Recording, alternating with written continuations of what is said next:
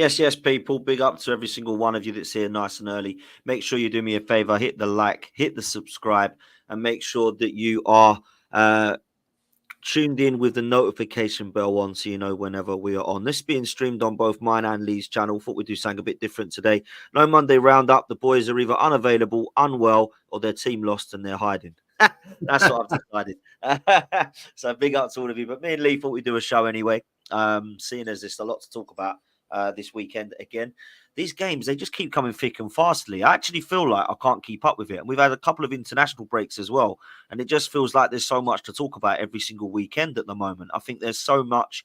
And I'm not just talking about Arsenal, by the way. I'm talking about the Premier League. I think there, at the moment, is a lot of clubs that are very unsettled. And I'm talking about the ones at the top as well, by the way. I've not been impressed with anybody so far this season. And that isn't me saying that just because Arsenal have dropped points again. I've not been impressed with City, Liverpool, Arsenal, any of them really. I just look at the way they're playing at the moment. Look, I'll take the results. I'm sure City will be laughing at the top, thinking we haven't even played well yet, and where the hell is everyone else? Because they signed themselves with a little bit of a gap. I've got to be honest with you, bro. I've not been impressed. Look, yesterday was a madness, emotional, intense roller coaster of a game. All the emotions I feel from start to finish. Let's start with the team news because I was in the pub with the lads, and when that team news come out, I've got to be honest with you, mate. I was really quite deflated going into this game because I just thought I don't see how we get through this because there's so many players out.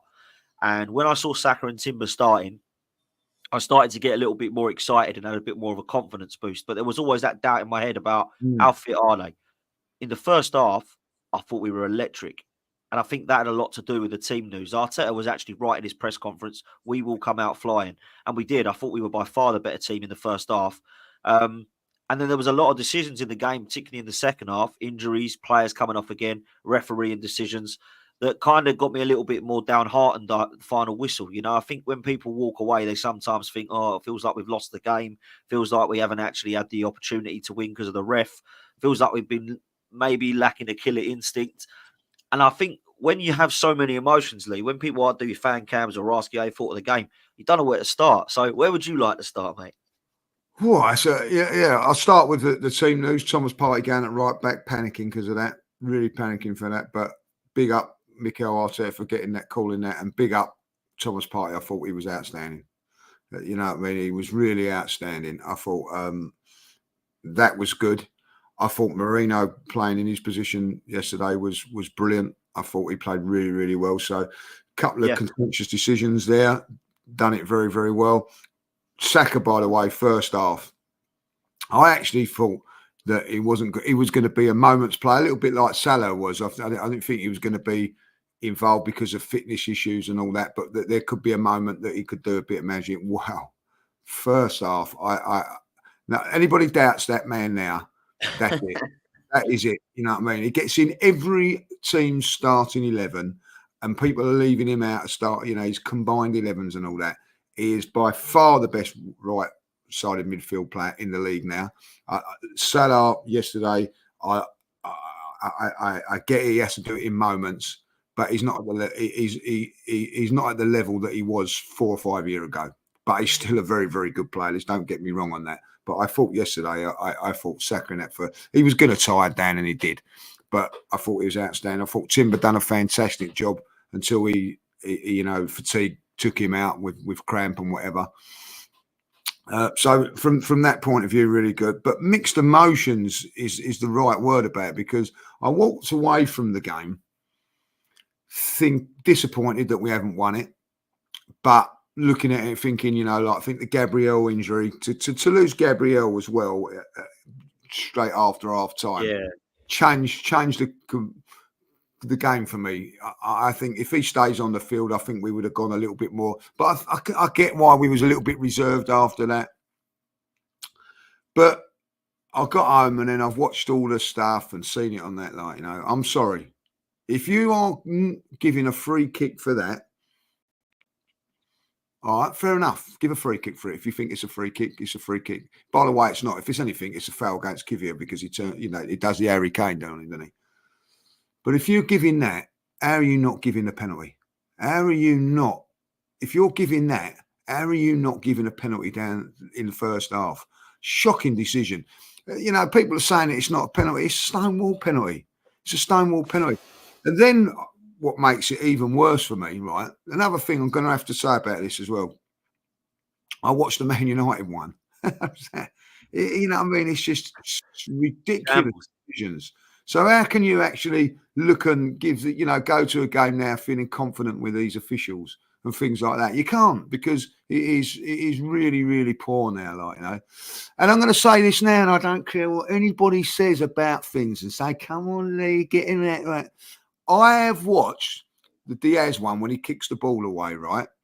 And fucking idiots, and I'm going to swear on it down, I'm really sorry, going, oh, well, he didn't really stop the free kick because, whatever, right? Well, you're telling me then, when you got a player on the floor at Manchester City that when it's a letter of the law, you didn't stop, you know what I mean? You could, the same with Trossard. He didn't stop early for the free kick taken because there's a player down the floor, still got sent off, right? It is the most openest booking that you could ever see, but what? They choose not to do it, right? Letter of the fucking law is there. You've got no choice but to book him, but you do, Dan. You know what I mean? And it's so annoying for me, when I see things like this. Listen, it don't, in the context of the game, it don't matter and all that, but that Diaz, by the way, made about 4 or 5 fouls. Nothing said. Then all of a sudden, it gets on that lot. But for me, I have to say this now. The refereeing in this day and age is spoiling my enjoyment of football. I watched the game, and I've said it and I'll say it again. I watched Luton versus Coventry on Saturday morning. I thoroughly enjoyed the game of football. There was a contentious offside, but at the end of the day, no one knows. Goal. It was a far enjoyable game, Dan. I can't watch all this football no more because I see decisions like that. I see a decision, I'm going to agree with it. It's not a sending off, Van der Ven say. It's not a sending off, right?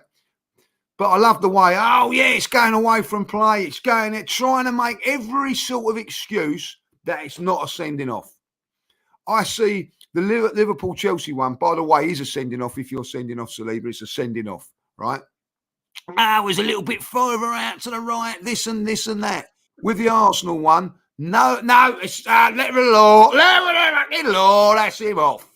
No excuses made for that, you know what I mean? And you can laugh about Ten Hag getting sacked and all that, in the chat. I see they're saying it and all that. But that decision could cost him his job. That decision could cost his job yesterday, you know what I mean? And you look at that, and that is given. Where is this rule? Oh, you've got to let the referees rule, when it happens and all that, and VAR getting involved and all that, you know what I mean? Listen, we all love to see Man United lose. This, don't get me wrong and all that. I'm not having it. But you have to put yourself, if that was us, Dan, if that was us in the last minute against West Ham, how would you feel about that? You know what I mean? And listen, I'm not going to go on. He's going to get sacked, mate. That's just come out. Sorry, breaking news that Fabrizio Romano has just basically 2 minutes ago said Manchester United are discussing internally to sack Ten Hag with immediate effect. Ruud van Nistelrooy will stay as interim manager if all goes to plan in the internal talks. So it looks like he could be off, mate. Yeah, there you go. So that penalty has basically sacked him, got him sacked. Yeah. I mean, it ain't just that penalty, to be fair. No, it ain't. But it's a big nail in the coffin. It's nail in the coffin. That penalty. Huh? It's basically nail in the coffin. But should it? Should that be the nail that that takes him and all that? Listen. It's how you you see it. He's it's massive news that he's gone. Probably for the right decision for Man United, but that shouldn't happen. So all I'm saying is put yourself in that position at West Ham in the last minute. If that happened to you, you'd be furious. And I would be furious as well. You know what I mean? I'm not in that boat of laughing at other teams when it happens to them. I don't know. I never laughed at it Liverpool fans all going, "I'll get salty" and all that. You wasn't salty when at the Spurs Stadium, were you? You know what I mean? When that happened to you, you know what I mean? A joke decision, by the way. joke decision.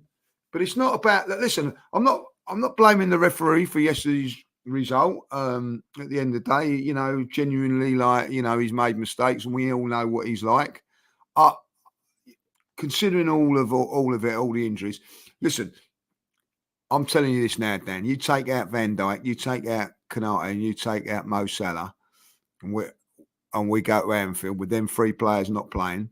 When with our team, we beat them every single time. So at the end of the day, to have those players out, and then to have Gabriel out as well, go out. You know, listen, we've gone. It isn't a disaster like not winning yesterday. Like, you know, I mean, disappointed because, you know, what's the biggest disappointment for me? Dan, I don't know how you feel about being 1-0 up and 2-1 up and not seeing it out. That's been that would be the disappointment from it. Like, you know. So look, I've got to say on that. Look, let me come to the instance in a minute, but let me just talk about Arteta's and the team's performance. I was really, really proud of the boys. I thought they were excellent. Yeah, from that point of view. In the first half, they were superb. The second half, I think the injuries ended up killing us, and we just had nobody left to bring on. Kivior, when you're lining up with Partey at right back, Lewis Skelly at left back, Kivior and Ben White in the middle, Liverpool must have been licking their lips. They must be frustrated themselves. They didn't actually cause us more problems, in my opinion. Because if they were a top blitz inside, then them 4 would have been absolutely on their asses, and they weren't, right? So fair play to them. But I'm not putting it down to Arsenal's poor quality. What I will say, though, when we went 1-0, when we went 2-1, every time it weren't going for the kill again. When you smell blood, Arsenal got to kill these teams off. It was 1-0, sit back. Oh, it's 1-1. 2-1, sit back. Oh, it's 2-2. And I just feel like we can't be hypocrites and go, oh, England and Southgate, because that was what we were doing, by the way. We can't then go, well, it's Arsenal, so it's all right. And Mikel Arteta, I think yesterday, I just wanted to see a little bit more oomph from him. We come out flying. We were by far the best team in the first half. A lot of rival fans text me going, Arsenal are cooking Liverpool. How's it 2-2? They'll be disappointed. Arteta's got to get this attacking right. And again, Arteta's being told he's too pragmatic, he's too defensive. He sits there and he's not good enough when it comes to the kill. And he's kind of proving rival fans right there. And I need to see this a little bit more. Now, last season, we did see that. If you remember last season, Lee, we were playing like this. Remember, we were all a bit like, 1-0, 2-1, oh, we drew again. Oh, we're not quite getting across the line here. Go to Dubai. Bang, bang, bang, bang, bang. 6-0, 5-0, 4-0, 6-0, 4-0, 5-0. That's what I can see happening at some point. We're going to need our players back for that, in my opinion. I will say that. But 2, I do think it is going to come, and I think it's going to have to now because the result, it ain't really gone our way in terms of 3 points, and we've dropped too many already. In 9 games, or game week 9, we've dropped to Brighton, Bournemouth, City, and Liverpool. That's too much when you're in 9 games in. It's all right dropping 1 in 9, but 4 in 9, it ain't good enough, really, in my opinion, yet. Now, City is fine because of draw at the Etihad, I'm cool with. But we dropped last season on Liverpool. We beat them last season. We beat Bournemouth last season. We beat Brighton last season. That's already 3 games on last season that we dropped. So, look, I do think we've got to be realistic about things, and we've got to say that Newcastle and Chelsea coming up, last season we didn't win them. We lost them, and we drew at Chelsea, if you remember. We got to win them both, apparently. So that's where I'm at. Just quickly on the incidents, I just want to answer some of the questions you had. The Konate one on Martinelli in the first half, I just didn't get why that wasn't a penalty. I didn't have no idea how that wasn't a penalty. On Match of the Day, they said Konate, in the exact words of Stephen Warnock, who does he support, by the way? Yeah. In the exact words of Stephen Warnock, it's a little bit rash from Konate, but if you can see here, he wins the ball.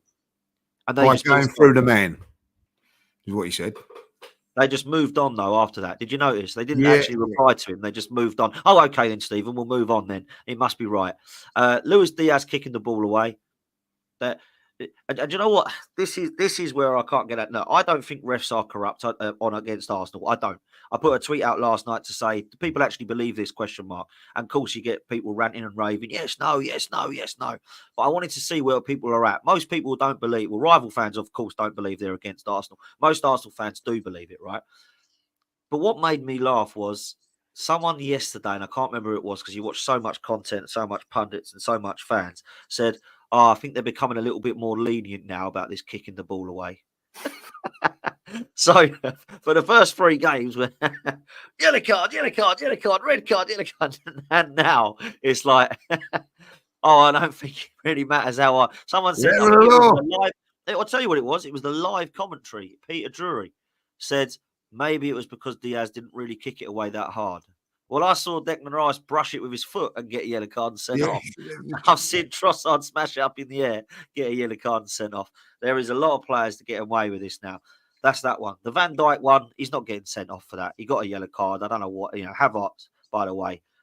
I like Havertz, but he does go down like a sack of spuds, doesn't he? At 6'4". No, get up, man. Just get up and get on with the game because he's starting to wind me up. Then the other one, up the other end, I do not for the life of me understand what is going wrong with that goal that we scored at the end. I'll tell you why I don't understand it. The game, Lee, has gone soft as shit. If that is a foul now, Kivior jumping up. When, by the way, all right, let me just explain this. When Kivior jumps up and wins the header, it's not the header that's the problem. Apparently, he's got his arm on his back. Okay, cool. If that's a foul, cool. So how is the Gabriel one from last season against Newcastle not a foul when Joe Linton's doing that and pushing on Gabriel? There no you go. understanding of why.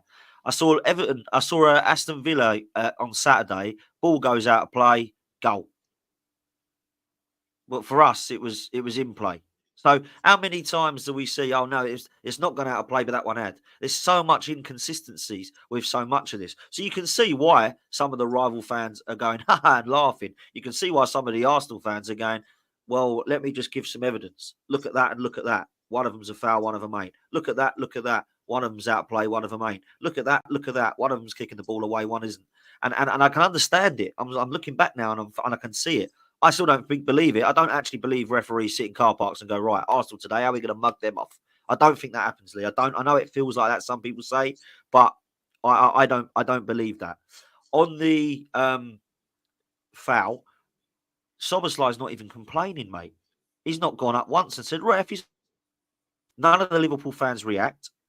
Apparently Trent gets pushed, people are saying, in the back or whatever it was from Havertz. Maybe, but let's be real. It weren't really much, was it? And the ball goes in. Anthony Taylor waits 6 seconds to decide whether it's a free kick. Oh, I wait. Oh, all right, they're going to score. They're going to score. That's what it looks like. That's what it looks like. Yeah, I agree. Totally agree. That's the thing about it, Dan, right? Is that he's turned around and they can't even defend that on Sky at the moment, right? Is that he'd give it straight away. And so, no, he didn't. He actually give it when Havertz is clear. That is wrong, like, you know what I mean? Like, listen, we don't really, you keep going on about referees and all things like that. It's like when they turn around and go, oh, he hasn't given him a choice. Well, yeah, nor did Diaz give you a choice, but funny how you found a choice, and listen, I don't care what anybody says, right? If that was the other way round, right, that referee gives a penalty. That is a penalty, right? 100% he would have given a penalty for that, like, And we'll have one go against us, which is like that, Dan, when you win the ball, but go through the man, and those exact same people will turn around and go, yeah, but he went through the man first. You know what I mean? Like, at the end of it. And I'll tell you what, right? If Konate touches the ball, right? Okay, I'm going to say that. Fair enough. So then it's a penalty because Trent smashes him. And if Trent gets the ball, then Konate gets smashes him in the night. You know what I mean? And I tell you this, I love our chat and all that. Like, no one's anybody like, what's all these excuses like? We're not saying it's excuses. We're telling you what's happening. I'm not making it. If I turn around and said that's an excuse, you know what I mean? Like, no, I'm just saying what it is. If you want me to say it, like, you know what I mean? Like, if I'll be really honest, I'm very, very disappointed with Liverpool. I thought they were poor, if I'll be honest. You know what I mean? And I really like, Jamie Carragher should look at that instead of having a go at Arsenal. Like, you've got all the main 2 central defenders out and you don't go for it. I'm pretty sure if those players ain't playing for Liverpool and we don't win, I'll be very, very annoyed. But listen, I'm not making excuses. It's just it happens time and time again with Arsenal, and that's what we're saying here. Like, it's a header that 9 times out of 10 you get a foul against you because you're turning your back on all that. Like, he wins the header, right? It's not a foul, and we all know it's not. But my argument is, how can you see that and not see the other one? And that's my problem with it, like, you know. And listen, I'm with you on this. I'm gonna get. Don't want to criticise Mikel too much, but I think now he hasn't found a solution, Dan, for the Odegaard injury, not being out. Hasn't found it. Like yesterday. Do you think, just quickly on that, Lee, because I've been saying this for a while, I think the results, look, a close friend of ours that sadly no longer with us used to say it, winning cures all, right? It does. Yeah. When you win, you don't miss Odegaard. Oh, we're getting Barca without Odegaard here. We did miss Odegaard because we miss his creativity, we miss his vision, we miss his weight of pass, we miss his press, we miss his leadership qualities right on the pitch. I think now, Trossard in that, I thought glimpses yesterday good, glimpses invisible. It is not the same without having Odegaard. And I think when you got Odegaard and Saliba in that team yesterday, I'm going to say it, we win the game. Yeah, we do. We do win the game, but like, we win most games with them two in there. Like, you know, but let's be really honest with it. Ben White done a good job yesterday. Yeah, he did. So you can turn around and say, did you miss Saliba? Yeah, because you're going to miss Saliba. He's a great player. But Ben White done a sufficient job. Yesterday, what I see is Havertz coming out wide all the time, really playing into that position, and then Trossard going into that run. So what it does for me is it stops. There was 2 occasions when I see it, like the ball's going in there, there's a chance for them to cross, and Trossard's going in there against them 2 players, and it didn't work. I didn't see Havertz yesterday bullying the 2 centre halves or trying to bully them like he has done in the past, because he was playing out drifting out to where Odegaard's playing, contributed by doing that, Dan, but then we haven't got nothing in the box. And I felt that trying to replace Odegaard yesterday, and in the last few games now, I've noticed it's been affecting Havertz as our centre forwards. He's not. We haven't played him there. He's not been there, and I think that's now. There was on 3 occasions. I think there was 1 occasion when he's on the far post, when because he's been out wide when he should have been in the middle. By the way, I know it's a penalty, but I think he should have done better with the finish. He should have smashed that in the back of the net. I think he would have probably have found a way of disallowing it, saying, "Oh no, I've whatever." Like, I don't know, but he should have done better with that chance. By the way, so but I think for me, I think that's a bit, and I think that the time now has come. We've got 2 massive games coming up in the league now, Dan, and I think you've got to look to be changing it in there. It's not working. Play Havertz up front. Let him occupy the 2 central defenders. Cause a few problems like he does, and then get somebody else in that role. And you've got someone in that role to do it, and that is Wanyeri. And I think now that is a problem that we've got. I don't know how far Odegaard's back from playing. I'd love to see him get some sort of minutes on at Preston. I don't think it's going to happen. I just feel now that's the only criticism I've got Arteta. I think that it's not working as well as it should be. Like, I mean, it isn't. Like, I don't think yesterday you could have brought the subs on earlier. I mean, like, you've mentioned there, you've talked about Ethan and you've talked about Lewis Skelly, and a lot of people are saying to me, "Oh, it should have been earlier." And I know you've mentioned it, but I do feel like there's that go for the kill, and sometimes I'm not seeing that enough from Mikel Arteta. And that's what I've mentioned previously, and I'll say it again. Last season, I did say the same thing. This time of the year, not looking as fluid. Don't really think we have killer instinct.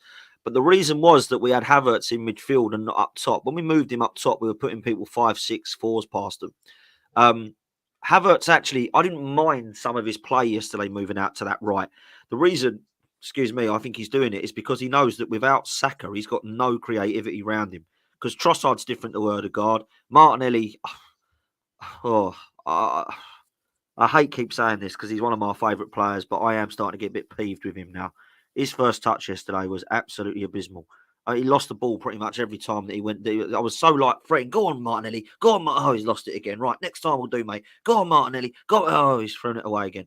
I just get, I don't know. I love the kid, but I'm starting to get a lot of people text me yesterday, Lee, from rival clubs. I had a Brentford fan, and my mate is a Fulham fan. My mate is a United fan. my mate who's a City fan, and said, when are you going to wake up and realise this kid's not going to win you a title? And I thought that was really key. I thought, why are they saying that? Because they don't care. They don't want us to win a title. And I thought, maybe they're right. Have we outgrown Martinelli? I don't want to give up on the kid, but I'm starting to. Am I getting too protective? Am I starting to be a dad to him? Do you know what I mean? Listen, I think that at times you have to, we all love him, you know what I mean, and his work rate and industry. I felt yesterday, if I'll be really honest, I felt he bottled it a couple of times against Canati. Same. If I'm being brutal, I think there was a couple of times he pulled out on, and I felt that he got intimidated by that run across from him for the goal. How can I say it without? He had one eye on him instead of having two eyes on the ball, sort of thing. Like, Yeah. let me tell you, I thought Canati was unreal. By the way, yeah, he was unreal yesterday. Yeah. He was unreal, and I felt the ball wasn't the greatest from Lewis Skelly. It wasn't the greatest. It was just slightly under it. I wasn't saying it was a bad ball. It's slightly had, so he had to. But that then means you might get in contact with Canati. I don't know. Only Martinelli can be honest and say that what it was. But it looked for me like he just pulled out of a couple of things yesterday. Like when it was up against Trent. I'm going to be. He fancies himself against him. He knows he can. Every time he got, it was very, very positive. And then when he went past him, there was like a little bit of a nervousness because Canati kept coming over. In my opinion, but I'm not blaming him for it. Like, by the way we conceded that goal. Yeah, I know people turn around and go, well, he's a little bit reserved and all that, but that was the only time we really went for it down that flank and got caught out. Miles Skelly, Lewis Skelly. I don't know why he come on really. If you're going to be, because he was more of a done fantastically well on the field, on the ball, but we needed to see out the game. I don't know if that was the right thing, but I know who else we bring on, though, Lee. You could have brought on Zinchenko. Probably the same thing if you'd be really honest. Probably not 100% fit, but and then you just think like, Kivia, just stand your ground. Just stand your ground. Just stand your. What are you doing? What are you doing? And then he's not it, is he? Let's just have it right. He done okay, didn't he? Up until that point, but that's when that was the defining moment of the game. Stand your ground, win the ball. Over and if he does that, no one's going to turn around and say, "Oh, he was magnificent" or whatever. It was just a standard thing to do. Just got caught out, and I mean, I don't want to blame the defence too much because we are absolutely crucified in that department. Like, people might look at this as excuses because we do have to cover and have adequate cover in every position. But I would argue we're most stacked in that department. But they're all injured, mate. Or they ain't good enough. Let's just have it right. They're either injured or not good enough. Because Kivior ain't good enough, Zinchenko ain't good enough. I mean, Christ, he's going to be on the first train, but off, innit? I mean, if you're behind Tomiyasu, Kivior, Timber, and Lewis Skelly, you might as well go, mightn't you? Do you know what I mean? Him and Tierney, they might as well be off skis. It'll be really interesting now where he plays on Wednesday. Very interesting. Well, Zinchenko's got to play on Wednesday, ain't he? I mean, otherwise, what's the point? He might as well just sell him. Well, I think he has, and I think he'll play midfield. I think, because if you're not playing him there at left back in that game, okay, I understand it with Timber, but when he comes off, you've got to be thinking, right, I'm the next man in line. I'm sorry, you know what I mean? It's like if I was playing midfield and they put on a left back in midfield and I'm there, I'm gonna be having words with the manager. I'm gonna say, what's going on here? Like, you know what I mean? I'm off because if you're doing that. So I don't really know what we take from that, but I think now, it'd be really interesting to see where Kivior plays. Because Zinchenko plays. Kivior a player, I think, central defence alongside. So it will be Lewis Skelly on the left. Kivior. I think they're going to have to play. Do you think he'll play? I think I think he'll have to play Raya because Neto's cup tied. He'll have to play. I think the back line will be.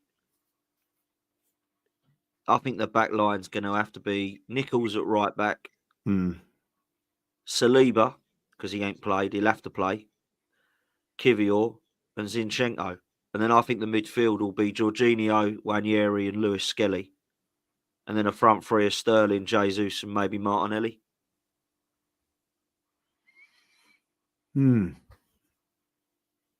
It's interesting, isn't it? It's interesting. So I'm with you on that, but like, you know, I would give Zinchenko a run in midfield, see what he can do. By the way, Marino yesterday was brilliant.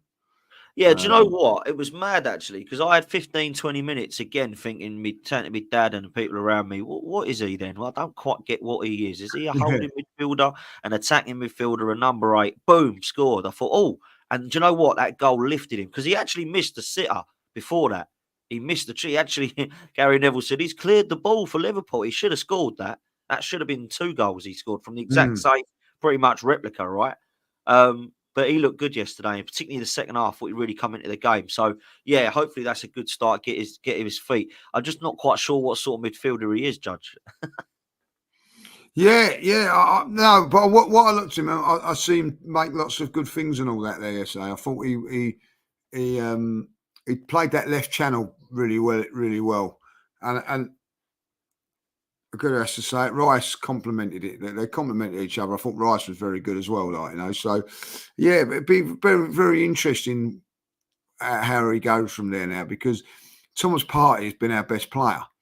So where does he come into the fray? Like, you know, I'm definitely leaving it. I maybe even like playing Marino in this game because I think he still needs more game time. I don't know. It'd be really interesting. I'd play Martinelli because Martinelli needs another game after that. He does. Maybe he won't go as weak as Nichols. Maybe he will start Ben White at right back if he's back now. Yeah, I think Nichols will play. I think that they play a few of the youngsters. I do think that they have to. Well, Wanieri will play. Wanieri will play. I think Nichols will play as well. Yeah.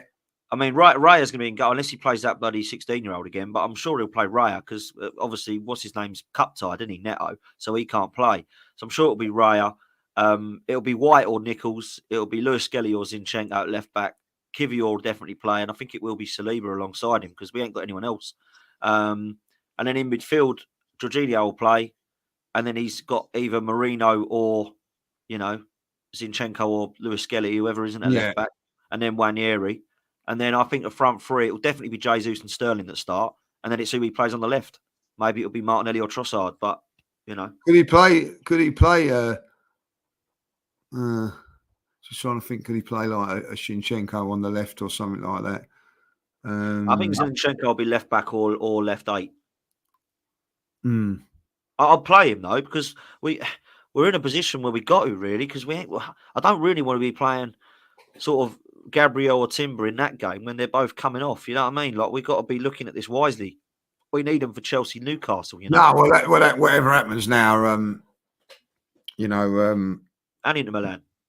Yeah, we've got Inter Milan as well. Like, so whatever. I don't want to see none of, you know, like, I don't know really what was the matter with Gabriel yesterday? Was it a kick? I don't really know what happened there. It didn't look like it was great for the next game, if I'm honest. I think it looked like he said he couldn't run.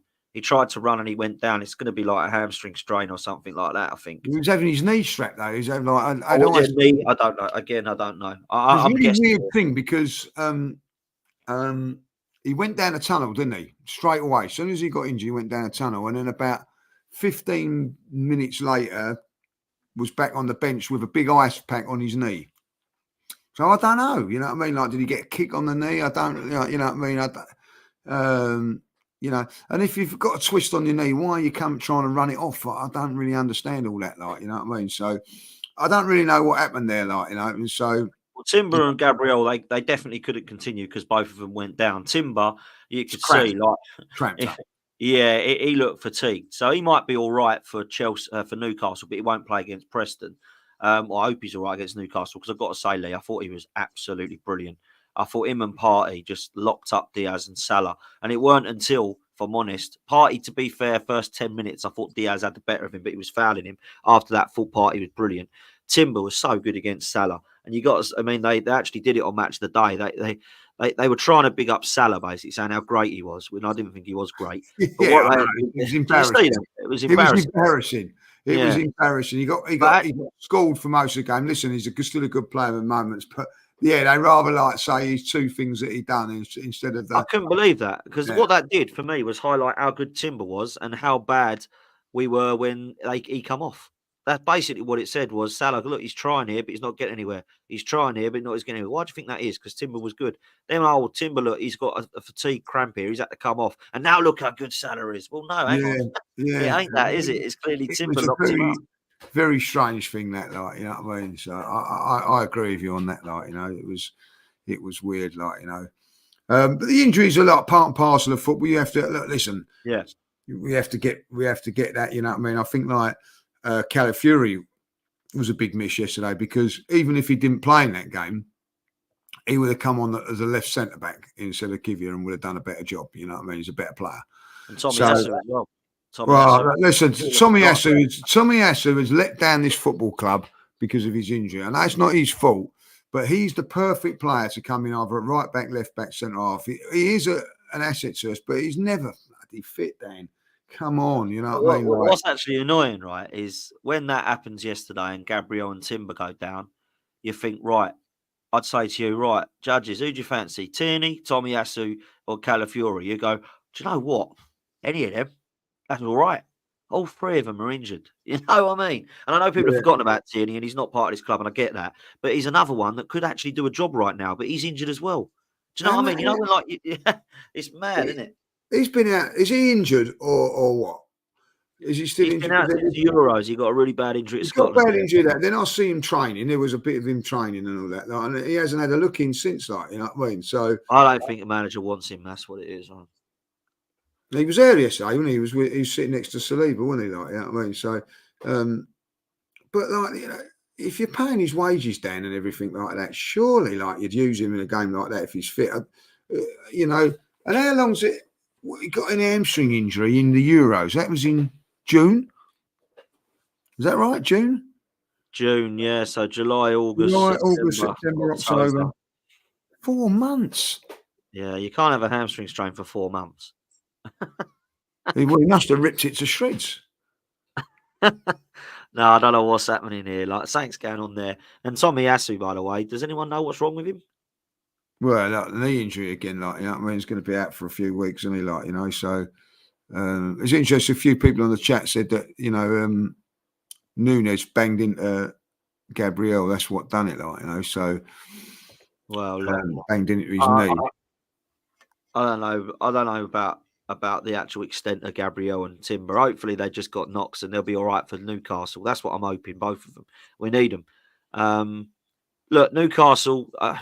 We might as well talk about it as well as Preston. I know we've got Preston first.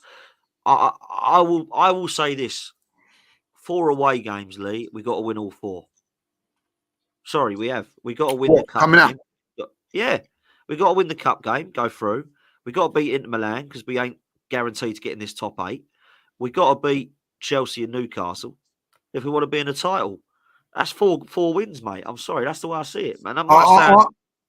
I agree with you, but I'm not this Champions League thing. I'm thinking, like, let's look at it. Let's assess it. Is it the end of the world if we don't get in the top 8? Let's get all our players back and go for it, like, back with the knockout stage and whatever. Like, it's only another 2 games, you know. So what, you throw the game in, or you I'm draw not saying throw it? I'm not saying throw it, but I think for the context of this season, we have to beat Chelsea and we have to beat Newcastle, and they're not easy games. Then they're not easy. The Inter Milan one in between that now, I don't care. If we lose that game, we're still going to be qualifying into the Champions League. We might not get into the top 8, but when we go into the qualifying zone, we might have all our players back. It's no good having all our players back in 3 weeks' time, Dan. Right? I'll be honest. Like, after the international break, we're all back, and we're 5 points off of them now, 11 points off of Man City. No good. No point. What's the point of having them all back and we're 11 points off from Man City? The title's gone. So for me, these games are focused on the two games that matter. Like, listen, I don't think that Arteta will. I think that he'll look to go for it and everything that. And I get it. People will turn around and say you've got to try and win every game, and I get that. But for me, I'm focusing on just two. We have to beat Newcastle and we have to beat Chelsea. Do I think that we will? No, I don't. No, I don't either. And that's really defeated attitude. But last season we got 1 point from these two games. Yeah. So and we've Turkey said a thing on this morning. We're 5 points down on what over the teams playing. What we've already played this season because we beat Liverpool last year. I said earlier, and we got Chelsea, Newcastle next. Who last season we got 1 point. So if we was to beat Chelsea and Newcastle, we gain back what we need. So that's a great way of looking at it, and that's the way I'm looking at it. We've got to win these two games, and then and the other way to look at it is we got Liverpool, Chelsea, and Newcastle 7 points. You take that, wouldn't you? Yeah. So that's the way to look at it. We've got to be positive and try and remain positive. I will say this, and this is the last thing I'll say that's negative, because if I said to you now, Man City, Liverpool, Bournemouth, Brighton, how many points? And I said we're going to get 3, you'd go, that ain't enough to win the league, wouldn't you? That's the problem I've got. Now, obviously, you can make up them points, but if I put those 4 games in front of you, Man City, Liverpool, very, very difficult. Bournemouth, Brighton, got to beat Bournemouth and Brighton. Got to try and beat one of Liverpool and City and draw the other. That's what I would say for winning for a title. We ain't done that. We've drew 3 and we've lost 1. No, again, it will come down to our own film. That's now 4 points we've dropped at home, and we've dropped 5 points away from home. We're only 9 games gone. That's the problem I've got. I understand red cards, injuries, they definitely have an effect on it. But I would say there is an argument, whether you believe whatever side you're on, there's an argument to say injuries, sorry, mate, no sympathy, should have done more in the summer. There's also red cards, sorry, mate, don't kick the ball away. So you've got to look at it both ways. You just got to try and be impartial. I know it's very emotional as an Arsenal fan. Oh, it's the refs. Oh, it's the injuries. Oh, we can't red cards. But actually, you've got to try and look at both sides of the coin. And I think there is definitely an argument for and against for sure, man. Let me ask you lastly, you don't think we're going to win all 4 games? Give me your prediction then, not score predictions. Just tell me what you think, win, lose, or draw in the next 4. What are you saying? I think we beat Preston. We draw at Newcastle, draw at Chelsea, and lose in Milan. Fucking hell. That could be Italy. Well, yeah, we'll be it. Wow. Listen, we beat Newcastle. There's another manager being sacked. Right, that's how big that game is for Newcastle. They're going under the radar a little bit, Newcastle, right? Do you know where they are in the league at the moment? Just off the top of your head, do you know or you don't know? I don't know. 11th? Yeah, not far off. The 12th. 10th? The 12th. Right? If we was to beat them, not 1 game a week. They're only 1 point in front of Man United. And Man United just sacked their manager. So if they were to lose that game, right, the chances are they'd drop another couple of places, 14. I don't think that would be acceptable for the board and everything like that. So I think it's a massive game for Arsenal, but it's also a massive game for Newcastle.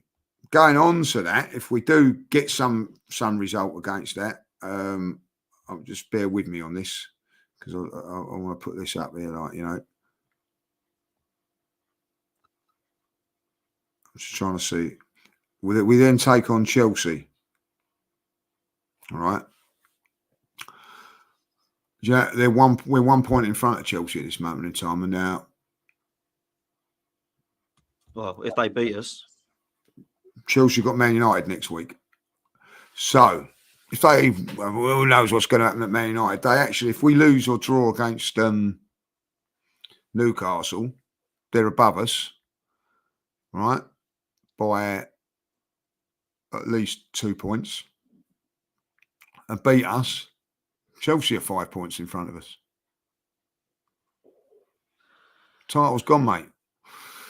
So that's why it can't happen, mate. That's why it can't happen. We've got to win these for the next 4. Like real talk, we have. The only one I would say that we can afford to drop points at is Inter Milan. That's it. Yeah, that's why I'm saying that is it. That's the way. That's what I said. You know, we have got to find a way of beating Newcastle, and we have got to beat. Listen, if we can go to Newcastle next week, it's a 12:30 kickoff and beat them. It don't put pressure on other teams, but it just makes us in a little bit of a better position. You know, then you can go and beat Chelsea. If you go and beat Chelsea, listen, if we go and win those 2 games, and we're capable of doing that, then I think we're back in the title. Absolutely. Put it another way. I will bite your hand off, tickle your bum, right? If we're 5 points behind Manchester City going into the international break. Yeah, same. Yeah, same. Because Man City are going to win their games. So I think you're absolutely bang on. I'll say this, right? If it's so hard, man, because there's 4 games here that I want to win. I don't mind drawing at the San Siro because it's actually not a bad result. It ain't. My prediction, I asked you your prediction. It's only fair I give mine. I think we win the first 2 and draw the last 2. I think we beat Preston and Newcastle because Newcastle were there for the taking, and we want revenge. Yeah, I think we'll draw. Yeah. We'll draw at the San Siro and Stamford Bridge. I think. I don't know what that means. Then, I mean, it means we're in the cup. It means we're still in the Champions League, and it means that we've won 1 and drew 1 in the league. So we're potentially 7 points off City. Is that too much? Maybe. Maybe it is.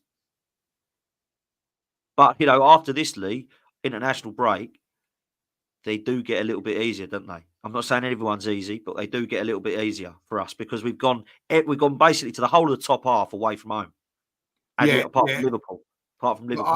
I don't think Forest is a gimme. No, it ain't. No, they're playing very good. Very, very well. You know, they put me in the mud. I tipped them to go down this year. I thought they'd struggle. I actually did, but like, you know, they've impressed me. They've impressed me. Very good. So, you know, we're gonna have to be really on it. I do think then Martinelli will be back. Odegaard will be back, and that will give us a big boost. When do you think he'll be back? After international break? After the international break, yeah. Right. I actually was saying the other day, he better not go for Norway's games and all that. But I'm at the thing now of saying, well, go and play for them and get some minutes under your belt. Use them instead of us nursing him through games. You know what I mean? Get some minutes under his belt. I actually hope we get a few injuries against Chelsea. That's what I hope. And nobody can go to the international. All Saka, you got that knock again. Oh, whoops. Sorry, Lee Carsley. Or it's not Lee Carsley now, is it? Well, it kind of is. Yeah, it will be. He's still in now. Yeah, he still is in. Rice as well. Oh, yeah, because he can't go international and play another 180 minutes. Rice. Sorry. He was immense yesterday, by the way, in the 6, as I said. He's much better in. He was great yesterday. So, look, I've got to say, I don't want to be seeing that at all, man. Look, to close, Lee, I want to talk about this Ten Hag thing because Ruud van Nistelrooy's in. I'll put this out, right? I will say this. They are a mess of a club, right? Why did they not sack him in pre-season? Question 1. Question 2, they put Ruud van Nistelrooy in charge. Is that just basically going back to the Ole Gunnar Solskjaer situation? That's my second question. And thirdly, do you think this structure is going to take them to the top? Because they've made a lot of mistakes early doors, in my opinion. Yeah, well, whatever happens in Man United now, they've got to make the right appointment.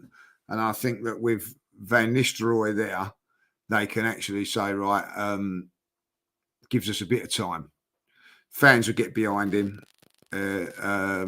Chelsea at home, not a bad start, if I be really honest about it. Not a bad start to have. I think they've got a League Cup tie before that. I don't know who they got in the League Cup. So it's not a bad.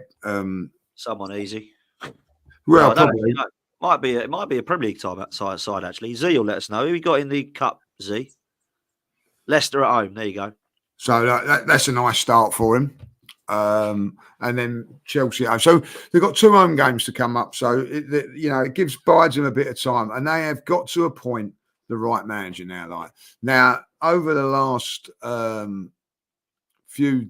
since they've not got one right, Dan. They've not got one right. So they're going to have to do that. And they're going to have to be patient a little bit with it all. And it's going to be a roller coaster of a ride from it. But they are in disarray. They're in disarray. And when you're in disarray, decisions like that happen yesterday, so when it start things going for you and everything there, but they've not bought well under the new regime or whatever. It's not been bought. So listen, they've probably done the right thing now for the football club. I just don't think that it was ever going to work with him. They've not looked at they've looked a shadow of themselves. I think that players like Rashford not really took to him and all that, And someone like Sancho now will be like fuming. Should have stuck with Man United. It was always going to come. I would have stayed at Man United. Now it hasn't. So listen, I don't know. Who would you say would be like on the radar for their manager at this moment in time? I think Gareth South. I do think Gareth Southgate's the one. They're trying. He's the one. They're going to get him in there. Southgate, you're the one. Man United, go up there, my son. Like, you know what I mean? So, let's hope it is Southgate. Do you know? I think it will be. Go on. I really believe it will, but it won't be. I think Ruud van Nistelrooy will take them through to the end of the season. Now, I think it will be Simone Inzaghi next season. Inter Milan currently, he's signed a 1-year deal. Yeah. And Mo, footy judge Mo, bless him, he's an Inter Milan fan. He thinks that he'll be the next Man United coach as well. And I think that is a very, very good appointment. Very, very good appointment. That for me, with a structure of Man United's quality now, I know that they've not done great now, but with Wilcox and Ashworth and Ratcliffe and obviously, what's his name? I've forgotten his name now. Barada. I think that will definitely be the way that they go forward. And I think they could be, in the next 2 years, back fighting. I do. With the right recruitment, with the right appointment manager, with the right structure in place, they've got everything. It's no different to any club, by the way. It's not just Manchester United. It's just Manchester United are a massive club. This could happen at Liverpool, if it was Chelsea, if it was Arsenal, whatever. I'd still say the same. I think when you've got a brilliant structure, a brilliant recruitment team, and a fantastic winning CV manager like Simone Inzaghi, you've got everything you need, Lee. There's everything at that club now that they need. Yeah, the roof's still leaking and all that. That'll get done. That's in the background. On the pitch, they've got everything they need. They've got their manager that they want in Simone Inzaghi if they get him. They've got the recruitment team right. They've got the scouting. They've got the footballing men in charge. They've got someone who's done it and been there before. They should be in the next couple of years fighting. And if they're not, they've really messed up. Yeah, I think that what they need now is someone to come in and turn. So listen, Liverpool have you have to give them a lot of credit. They've not done anything really, and they've still kept it because they've still got some good players. I think Man United, listen, Liverpool are going to struggle over the next couple of years because at this moment in time, it doesn't matter. But at some stage, they're going to have to replace Salah. They're going to have to replace Van Dijk, right? And as we know, they're not easy to replace. They're not going to get. They're not going to get. They might replace them. They're not going to get better than them.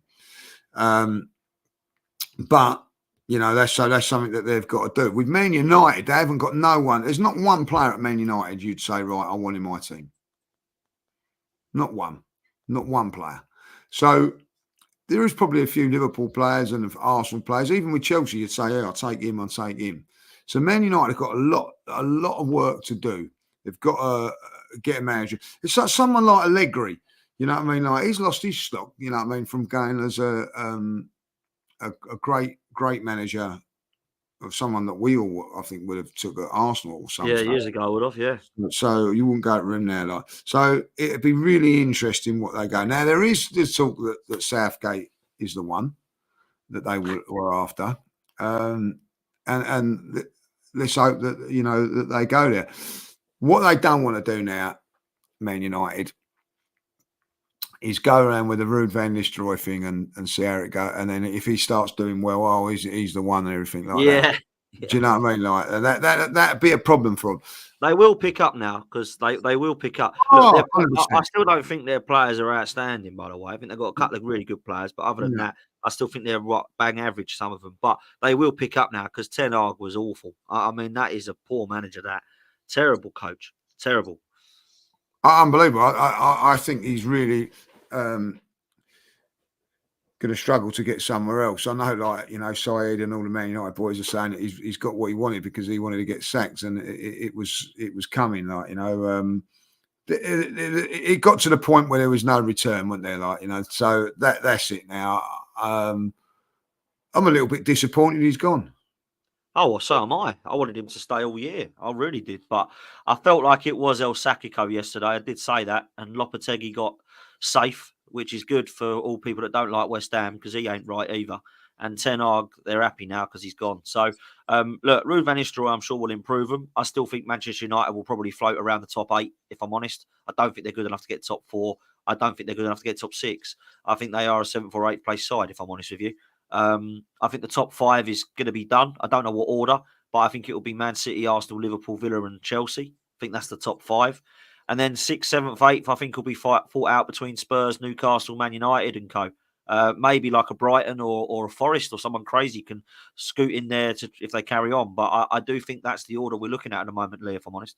Yeah, and just a little word on the old Spurs. Let's have a little word on them. Like, you know what I mean? Like, What happened yesterday? Did you see the result? no. But you know, all the Spurs fans going over, you know, bringing out their cherries, and you know, did you enjoy your seaside and everything like that? You know, 7 days later, never will they learn. Never will they learn. I tell you, Abby won't learn either. She's on Talk Sport now a lot, and she's giving it. Oh, look how lucky Arsenal are and get it. Silence from her about Spurs yesterday, but there we go. There you go. Poor old Abby. You know, Poor old Abby. But look, I mean, look, they are a club that will just be win some, you lose some. That's what Tottenham are. Yeah, Crystal Palace. You know what I mean? Have been on a good run, haven't they? And you know, winning a lot of games, and you can understand that. You know, it was a tough place to go, and you know, on a good run of form, and I feel for Spurs going to Palace. You know, you don't want to be going to the Palace. It's a tough place to go to, but when they're on that sort of form, you know, no wins in 8. It's tough. It's tough. You know what I mean? Like, it's a tough place. Right, that was funny. I must admit, sitting there, right, thinking, what's the team going to be? And I looked at that result and I just thought, oh, dear me. I called it as well. If you don't remember on side. You did actually. You did. We did on Sky's channel. I said 2-1 Spurs. You went. I think you went 1-0 Palace. I went 1-0 Palace. Yeah, I did. There you go. You just fancied it. Look, I do think right. The Chelsea Newcastle fixture yesterday. Actually, I was looking at more because obviously we got both of them, haven't we? Next, right? Isak back is horrible in it. He's such a good player. I've gone off him. Don't want him at Arsenal. Oh, come on, Dan. When he's just got to play it back to the for an open goal for the player, and he chooses to try and do it himself. Yeah, no, he messed that up, but he's still got on the score sheet. Selfish. Do you really, you know? I was disappointed. If you put it in, if you put it in, and you're selfish, then you want that, don't you? He's obviously got the goal. He's messed it up. He knows he's messed it up. Certain goal for the player coming in. I've actually I would have punched him in the dressing room after. You don't want him anymore.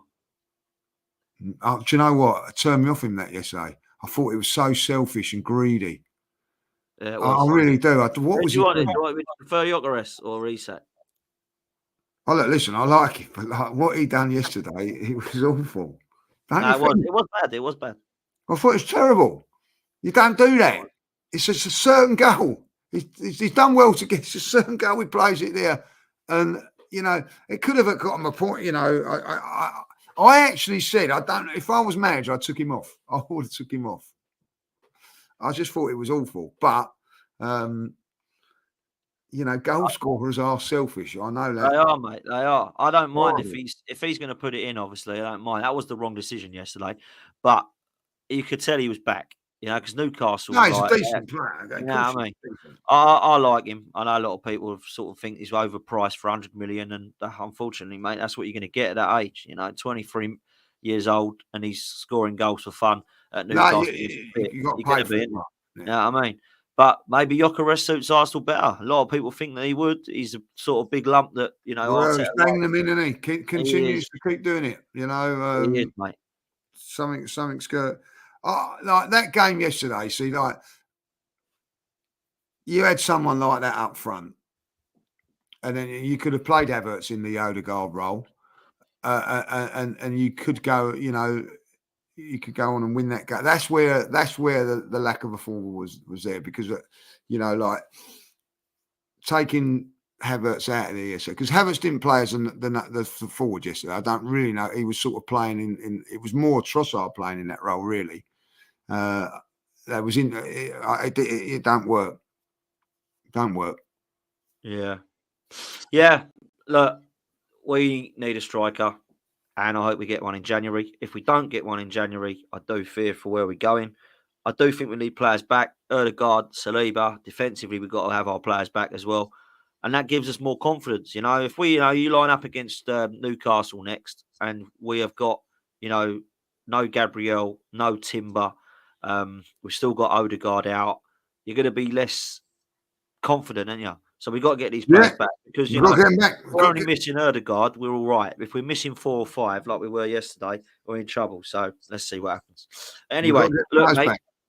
we have to. We absolutely have to. Look, people, we'll be back. Absolutely brilliant for you to all join us this early. Big up to every single one of you. I'm going to redirect to Saeed, who's ranting at the moment about Ten Hag. Well, not ranting, he's going to be quite happy. There's about 4,000, 5,000 people watching him. So go and show some love. Go spam the chat and say Lee Judges and Dan Potts have sent me. Look, we'll see you next time. Lee, I'll let you have the last word, mate. Yeah, listen, it's doom Oh, and hang on. gloom. Oh, one sec. I've missed a couple of super chats. Sorry, mate. Oh, God, I don't sorry. want to do that.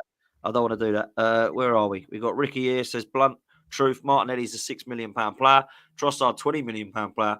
Face reality, they're not the quality that we are for winning us major honours. It's very hard because I don't want to give up on these players, but a lot of people are talking about it as well. Suja says, I'm a big Martinelli fan, but he just can't buy a goal. Unfortunately, outside of Saka, no one's been good. However, I heard talk of selling Martinelli. I'd get rid of Jesus and Sterling first.